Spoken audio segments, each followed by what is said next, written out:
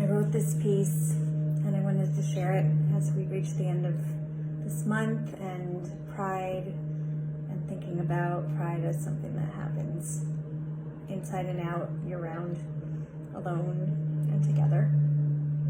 It's called acting in and coming out. I didn't act out, I acted in, and in, and in, and in. No wonder I was drawn to Matryoshka dolls, always looking for the self, inside the self, inside the self, until the time came when the container split open and all the selves came spilling out, revealing the truth of who I had always been.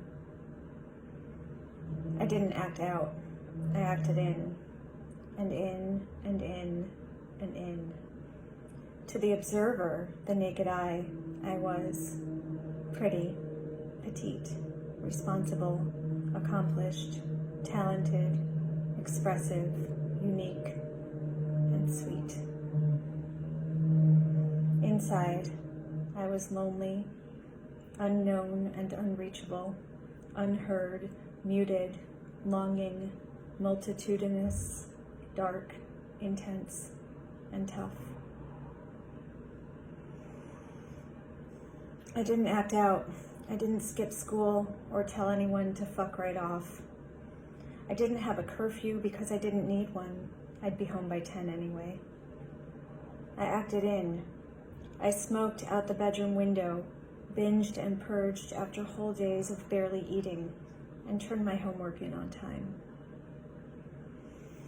I didn't act out, I acted in. I hung out with guys 4, 5, 6, 8 years older than me, who had no business having a girl my age in their car, in their apartment, in their bed. I asked questions in my journal that only once or twice saw the light of day and were eclipsed immediately by lack of models or a voice. I didn't act out until it was too late, until I'd spent enough years taking the heads off the dolls, lining them up by height, writing and writing and writing and writing, hiding and hiding and hiding and lying and crouching behind sheds and dumpsters and between cars in parking lots and in alleyways between businesses where I could be anonymous, where I could stop smiling, where I could be no one, and only then feel like a person.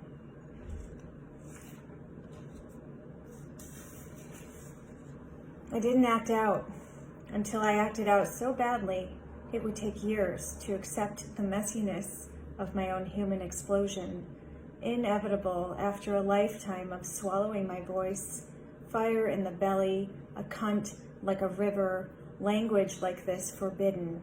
What if your mother is reading? What if your father is reading? What if your boss is reading? What if your kids are reading? We don't talk like that.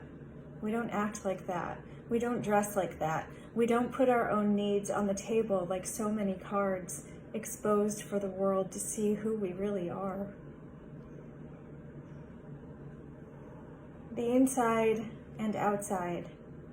First, in an uneasy communion, little by little blending into something like wholeness, something like moon and sun, something like complete acceptance of what was and what is, something like deserving happiness, something like going back and collecting those tiny dolls and telling them they were always just right, something like telling the girl who held the family together that it was never her job, that self-appointed role of harmony maker who sang her descent to the impervious sky.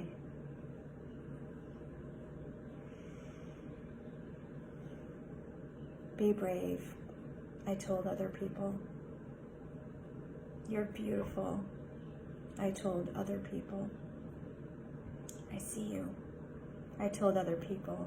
You get to have a voice, I told other people.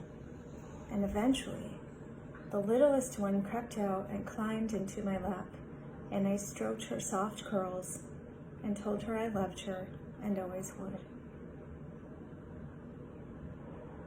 Coming out can be terrifying and painful. Emerging when what you're used to is confinement. Take your time. If you're not safe or need someone to listen, reach out. Find your people. Practice looking in the mirror and saying lovey-dovey things to yourself that feel embarrassing until one day they don't. Notice where you buoy others, but withhold that same fierce encouragement from yourself. Let it be a practice every single day for as long as it takes, even if that's forever. Act in, act out.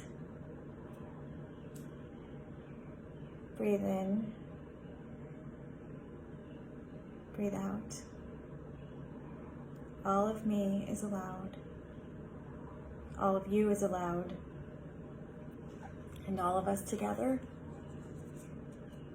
that's pride.